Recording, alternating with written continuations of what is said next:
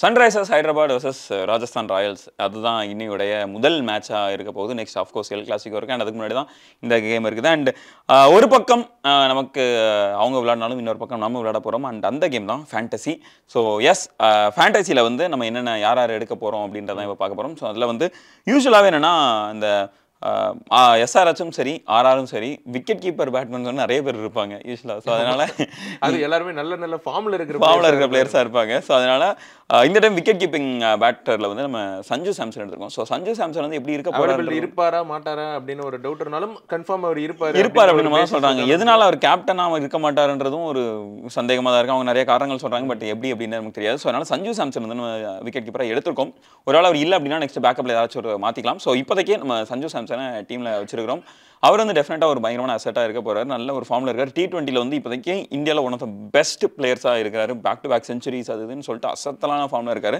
So அதனால் சஞ்சு சாம்சன் வந்து first wicket keeper சாய்ஸாக வச்சிருக்கோம். நான் செகண்ட் விக்கெட் கீப்பரை வந்து கிளாஸ்ன்னு எடுத்திருக்கேன். பிகாஸ் மான்ஸ்டரஸ் அப்படின்னு சொல்லலாம். ஸோ அவர் வந்து இறங்குனது அவருக்கான ப்ரொமோஷன் வேலைலாம் எஸ்ஆர்ஹெச் வந்து பயங்கரமா பண்ணிருக்காங்க வீடியோஸ் அவர் வர்றதுக்கே. ஸோ வந்து என்ன இருந்தாலும் வந்து கிளாஸனுக்கு வந்து ஒரு எதிர்பார்ப்பு என்னைக்குமே அதிகமாக இருந்துகிட்டே தான் இருக்கு. அவர் வந்து ஃபார்ம் அவுட்டோ இல்லாட்டி ஃபார்ம்ல எனி டைம் எப்போ வேணா ஃபார்முக்கு வரலாம். அந்த மாதிரி ஒரு பிளேயர் தான் வந்து கிளாசன். ஸோ அதனால கிளாசன் எடுத்திருக்கும். அண்ட் அவருமே என்னன்னா கிளாசன் வந்து இந்த மாதிரினா ஒரு எக்ஸ்ப்ளோசிவான பிளேயர். எப்போ பர்ஸ்ட் ஆவாருன்னு யாருக்குமே தெரியாது. பர்ஸ்ட் ஆனார்னா அவரோட டே அப்படின்னு ஆயிடுச்சுன்னா அவ்வளோதான். ஆப்போனன்ட் யாரா இருந்தாலும் போட்டு ரெடி. நெக்ஸ்ட் வந்து முன்னாள் பால்டன் இஷான் கிஷன். வருது ப்ரோ, அதே முன்னாள் பால்டன். ஸோ இஷான் கிஷன் தான் நம்மளோட ஃபைனல் விக்கெட் கீப்பர் பிக்காக இருக்க போறாரு. அவரோட ரோல் எப்படி இருக்கும் அப்படின்றது ரொம்ப இன்ட்ரெஸ்டிங்கானதாக இருக்க போகுது. ஏன்னா அபிஷேக் சர்மா அண்ட் ஹெட் வந்து டாப் கண்டிப்பாக ஸ்டார்ட் பண்ண போகிறாங்க. ஸோ ஒன் டவுனில் இஷான் கிஷனோட ரோல் ரொம்பவே முக்கியமாக இருக்கும்னு நினைக்கிறேன். ஏன்னா இஷான் கிஷனால் கொஞ்சம் ஒரு குயிக்காக ரஷ் பண்ணியும் ஆட முடியும், கொஞ்சம் ஹோல்டப் பண்ணியும் ஆட முடியும். அந்த ஒரு இடத்துல இஷான் கிஷன் இருக்க ஒரு மிகப்பெரிய அட்வான்டேஜாக இருக்கும். ப்ரெஷர் ஆஃப் த டாப் 2 அப்படின்றது வந்து ஒரு பெரிய positive for Sunrisers Hyderabad. And Ishan Kishan உங்களுக்கு வந்து எவ்வளோ இடத்துலனாலும் நமக்கு கான்ட்ரிபியூட் பண்ணக்கூடிய ஒரு பிளேயர். பிக் ஷாட்ஸ் அடிக்கக்கூடிய இருக்கட்டும், கேச்சஸாக இருக்கட்டும் அப்படின்னு சொல்லிட்டு எல்லாத்துலேயுமே கான்ட்ரிபியூட் பண்ண ஒரு பிளேயர் அப்படின்றதுனால இஷான் கிஷனை டீமில் எடுத்திருக்கோம். பேட்டர்ஸ் அப்படின்னா பேட்ஸ்மேனில் ஃபர்ஸ்ட் வந்து டிராவிஸ் தலை அப்படின்னு. டிராவிஸ் தலை, எஸ். ரொம்ப நாளாக வந்து இந்தியன் கிரிக்கெட் டீம் ஃபேன்ஸ்க்கு வந்து ஒரு தலைவலியாகவே இருக்கிற டிராவிஸ் ஹெட் தான் ஃபர்ஸ்ட் பேட்ஸ்மேன் எடுத்திருக்கோம். ஸோ வந்து ஒரு மேசிவ் ஸ்டார்ட் கொடுக்குற ஆள். ஃபயர் இன்னிங்ஸ் தான், அடிச்சாலே 6, 4 ஸ்டார்டிங் அடி அவ்வளவுதான். எப்ப பார்த்தாலும் அடி. அப்பேற்பட்ட ஒரு பேட்ஸ்மேனு. ஸோ அவரை தான் நான் ஃபர்ஸ்ட் பேட்ஸ்மேன் எடுத்திருக்கேன். அண்ட் நெக்ஸ்ட் பேட்டர் யாருன்னா யசஸ்வி ஜெய்ஸ்வால். யசஸ்வி ஜெய்ஸ்வால் அஃப்கோர்ஸ் உங்களுக்கு ராஜஸ்தான் ராயல்ஸோடைய பெஸ்ட் பிளேயர் அப்படின்ற மாதிரி கூட சொல்லிடலாம். One of the best players. Of course அவரோட ஓப்பன் பண்ணி அவர் ஆன் த கோ போயிட்டார் அப்படின்னா there is no stop him. So அதனால யசஸ்வி ஜெய்ஸ்வாலை நம்ம டீமில் எடுத்திருக்கோம். ஆல்ரவுண்டர்ஸ் பட்டியலில் போகலாம். ஆல்ரவுண்டரில் வந்து நான் எடுத்திருக்கிறது வந்து ஃபர்ஸ்ட் வந்து அபிஷேக் சர்மா. எஸ். ஸோ இவருமே வந்து டிராவிஸ் தலை கூட ஒரு கூட்டணியில தான் சுத்திட்டு இருந்தாரு. ஸோ அவரை மாதிரி ஒரு குயிக் ஃபயர் இன்னிங்ஸ் ஆடுறதா இருக்கட்டும், மேசிவ் 6 அடிக்கிறதா இருக்கட்டும், பால் பார்க்க வந்து சொல்லா மாதிரி இருந்தாலும் அடிக்கிற அடி வந்து பல்க் அப்படின்னு போயிட்டு இருக்குல்ல, அதுதான். ஸோ அதனால அது வந்து இல்லாம பவுலிங்கும் அவர் வந்து போட்டாருன்னா விக்கெட் எடுக்கிறாரு. ஸோ அதனால வந்து அபிஷேக் சர்மா கிட்ட இருந்து ஒரு நல்ல ரிட்டர்ன்ஸ் வரும் நமக்கு. ஸோ அதனால கண்டிப்பா அவர் எடுக்கிற டீம். நெக்ஸ்ட் வந்து ரியான் பராக். ரியான் பராக் வந்து போன சீசன் பயங்கரமான ஃபார்மில் இருக்கார். இந்த சீசன் அவர் தான் கேப்டன் பண்ண போறாரு அப்படின்றதையும் சொல்றாங்க. ஸோ அதனால ரியான் பராக் வந்து ஒரு பயங்கரமான அசெட்டாக இருக்க போறார் இந்த ஹோல் டோர்னமெண்ட்ல அப்படின்றது ரொம்ப ஒரு பெரிய எதிர்பார்ப்பு. And purely based on his form last year அப்படின்றத வச்சு நம்ம ரியான் பராக் மிடில் ஆர்டர்ல வந்து ரொம்ப நல்லாவே பெர்ஃபார்ம் பண்ணிட்டு இருந்தார். ராஜஸ்தான் ஃபினிஷராகவே இருந்தார். ஆமா, கன்சிஸ்டன்ட் பெர்ஃபார்மர் அவங்களுக்கு. அதனால தான் இந்த spin order Shimron Hetmyer, Powell மாதிரியான பேட்டர்ஸ்க்கு வந்து பேட்டிங்கே கிடைக்காத மாதிரியான துருவ் ஜுரெல்லாம் போன சீசன் உங்களுக்கு வாய்ப்பே கிடைக்கல. ஏன்னா ரியான் பராக் எல்லா வேலையும் பார்த்துருவாரு. ஸோ அதனால ரியான் பராக நம்ம டீம்ல எடுத்திருக்கோம். மூணாவதா இருக்கிற ஆல்ரவுண்டர் வந்து அவரும் வந்து ஒரு எஸ்ஆர்ஹெச் அணியை சேர்ந்தவர் தான், Nitish Kumar Reddy. So one of the finest ஆல்ரவுண்டர்னு சொல்லலாம் கண்டுபிடிச்சதுல ரீசெண்டா. ஆமா, பிஜிடில போயிட்டு யாருமே பெருசா பெர்ஃபார்ம் பண்ணலனாலும் அவர் மட்டுமே லோன்லி வாரியராகவே இது பண்ணிட்டு இருந்தாரு நிறைய மேட்ச். விக்கெட் எடுக்கிறாரு. ஸோ பேட்டிங் வந்து சொல்ல வேணாம், சூப்பர் ஸ்டைலு கிளாஸாக ஆடிட்டு இருக்காரு. ஸோ க்ரூஷுவல் டைமில் வந்து ஒரு க்ரூஷுவலான நாக் ஆடுவார் அப்படின்ற ஒரு நம்பிக்கையில் நிதிஷ்குமார் ரெட்டி எடுக்கும். நிதிஷ்குமார் ரெட்டி அதுவும் இல்லாமல் போன சீசன் நல்லா இம்பாக்ட் கொடுத்துருந்தாரு. பட் ஆனால் இப்போ இன்டர்நேஷனல் ஸ்டேஜஸில் பயங்கரமான ஒரு கான்ஃபிடென்ட்டோட ஆடினதை பார்க்கும்போது இந்த சீசன் இன்னும் ஒரு ஒரு பீஸ்டாக தான் வராரு அப்படின்னு நம்ம சொல்லிடலாம். ஸோ பவுலர்ஸ் போயிட்டோம் அப்படின்னா முகமது ஷமி எடுத்திருக்கோம்.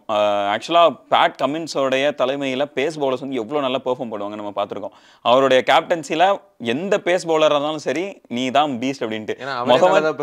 முகமது ஷமி நார்மலாகவே ஒரு பீஸ்ட் தான். இப்போ அவரோட சேர்ந்து பேட் கமின்ஸும் வரும்போது கண்டிப்பாக அதோட அவுட்கம் மிகப்பெரிய ரிட்டர்ன்ஸ் நமக்கு கொடுக்கும் அப்படின்னு தான் நம்ம சொல்லணும். ஸோ அதனால முகமது ஷமியை டீம்ல எடுத்திருக்கோம். நான் வந்து ஒரு லீடிங் விக்கெட் டேக்கரா இருந்தவரை வந்து டீம்ல எடுத்திருக்கேன். ஆக்சுவலா Harshal Patel okay slow ball போட்டே விக்கெட் எடுக்கிறாருன்னு விமர்சனங்கள் இருந்தாலும் எக்கனாமி கம்மி தான் இருந்தாலும் நல்ல விக்கெட் டேக்கர், டெத் ஓவர் நல்லா போடுறவர். ஸோ ஹர்ஷல் பட்டேல் நான் டீம்ல எடுக்கிறேன். அதே மாதிரி இன்னொரு டெத் ஓவர் நான் சொல்றேன், யாரா சந்தீப் சர்மா வந்து ஒரு பயங்கர அண்டர்ரேட்டட். டெத் ஓவர் மட்டும் இல்ல, அவர் போட்டாலே கஷ்டம் தான். விராட் கோலி எல்லாம் ஆப்போசிட்ல நின்னா கதறுவார் அந்த மாதிரி. ஏன்னா சந்தீப் சர்மா வந்து one of the most underrated player ever அப்படின்னே நான் சொல்லுவேன்.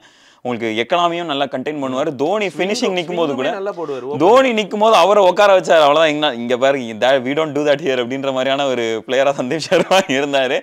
அண்ட் நிறைய ஒரு விக்கெட் டேக்கரும் கூட. அதனாலவே நம்ம சந்தீப் சர்மாவை டீம்ல எடுத்துருக்கோம். So captain and vice captain யார் எடுக்கிறோம் நம்ம? ஸோ ஓகே, கேப்டனா வந்து அபிஷேக் சர்மா எடுக்கிறோம். ஏன்னா குயிக் இன்னிங்ஸ் ஆடுவார், அதனால மட்டும் இல்லாம விக்கெட்டும் எடுக்குவாரு. ரெண்டுமே சேர்த்து இன்னைக்கே பண்ணிட்டாருன்னா நல்ல ரிட்டர்ன்ஸ் இருக்கும் அபிஷேக் சர்மா கிட்ட இருந்து. ஸோ அதனால கேப்டனா அபிஷேக் சர்மா போறோம். வைஸ் கேப்டனா Yashasvi Jaiswal back to back centuries அடிக்கக்கூடிய ஒரு பிளேயர். அவர்லாம் வந்து கோ போயிடுவார் அப்படின்ற ஒரு நம்பிக்கையில் நம்ம எஸ்எஸ்வி ஜெய்ஸ்வால் போட்டிருக்கோம். ஒருவேளை மேபில எங்களுக்கு வேற ஒரு சாய்ஸ் வேணும் அப்படின்னு நினைச்சிங்க அப்படின்னா நீங்கள் நிதிஷ்குமார் ரெட்டி இல்லை கிளாசன் சாம்சன் அப்படின்னு சொல்லிட்டு நிறைய பேரை இல்லை எடுத்துக்கலாம். ஸோ பேக்கப் பிளேயர்ஸ் யாரெல்லாம் வைக்கிறோம் அப்படின்னு பார்த்துட்டோம்னா வதிந்து ஹசரங்கா வச்சிருக்கோம். ஹசரங்கா உங்களுக்கு பேட்டிங்கில் நல்ல ரிட்டர்ன்ஸ் கொடுப்பாரு. பட் ஆனால் பவுலிங்கில் மொரன் அடி. அவரால் வந்து என்ன சொல்றது, விக்கெட் எடுக்காமல் இருக்கவே முடியாது. ஆனால் ஹசரங்கா வந்து தொடர்ந்து என்னன்னா ஐபிஎல்ல பெரிய ரிட்டர்ன்ஸ் கொடுத்ததில்லை. ஏன்னா அவருக்கு வாய்ப்பு வந்து பெருசா கொடுக்கப்பட்டதில்லை அப்படின்னு யூஸ் பண்ணல அவர் யாரும். ஸோ அதனால என்னன்னா நம்ம பார்த்துட்டோம் அப்படின்னா போன சீசன் அவர் வந்து எஸ்ஆர்எஸ்ல தான் இருந்தாரு. ஸோ எஸ்ஆர்எஸ் என்னையாவால டீம்ல எடுக்காம வச்சிங்க, இப்போ பாரு அவங்களுக்கு திருப்பி ரிட்டர்ன் கொடுக்குறேன் அப்படின்னு நினைச்சு அவர் ஆர்ஆர்ல வந்து கலக்கினார் அப்படின்னா ஒரு மிகப்பெரிய அசெட்டா இருக்க போற, நிறைய ரிட்டர்ன்ஸ் கொடுக்கக்கூடிய ஒரு பிளேயரும் கூட. அடுத்த பேக்கப் பிளேயர் வந்து அஃப்கோர்ஸ் பேட் கமின்ஸ். பேட் கமின்ஸில் டீம்ல கன்ஃபார்ம் இருக்கணும். பேட் கமின்ஸை எதுக்கு நீங்க பேக்கப்பா வச்சீங்கன்னு யாராச்சும் கேட்டாங்கன்னா என்ன பதில் சொல்லுவீங்க? அதுதாங்க சொல்றேன், முகமது ஷமீன் மாதிரி இன்னொரு பீஸ்ட் இருக்காரு. சோ அது வந்து சாய்ஸ், பீப்புள்ஸ் சாய்ஸ்ல விட்டுறலாம். உங்களுக்கு வந்து ஷமி வேணும்னா நீங்க ஷமியை ப்ளேஸ் பண்ணிக்கோங்க. அப்படி இல்ல பேட் கமின்ஸ் தான் வேணும்னா நீங்க பேட் கமின்ஸை வச்சு ரீப்ளேஸ் பண்ணிக்கோங்க. அதனால தான் அவர் பேக்கப்ல வச்சிருக்கோம். பேட் கமின்ஸ் இன்னொன்னு என்னன்னா ஒரு மிடில் ஓவர்ஸ் போடக்கூடிய ஒரு பிளேயர். ஸோ அதனால விக்கெட்ஸ் வந்து உங்களுக்கு பெருசா கிடைக்காது.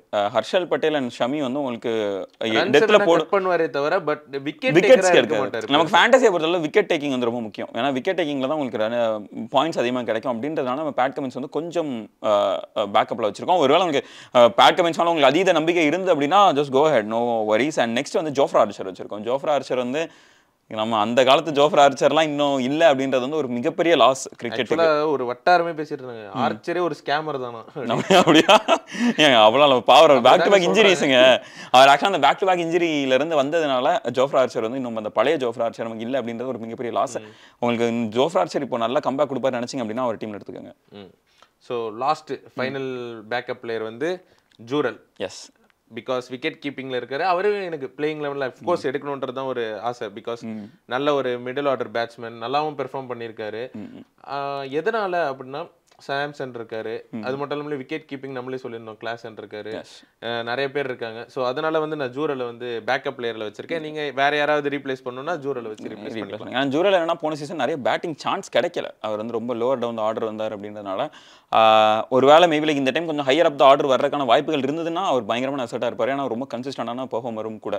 ஸோ அதனால நீங்கள் ஜூரலை கூட எடுத்துக்கலாம். ஸோ எஸ், இதுதான் எங்களோட captain, vice captain, playing 11 and எங்களோட பேக்கப் பிளேயர்ஸ். இதில் என்னென்ன சேஞ்சஸ் இருக்குது அப்படின்றத நீங்கள் கீழே கமெண்ட் பண்ணுங்கள். நெக்ஸ்ட் வீடியோவில் மீட் பண்ணுவோம்.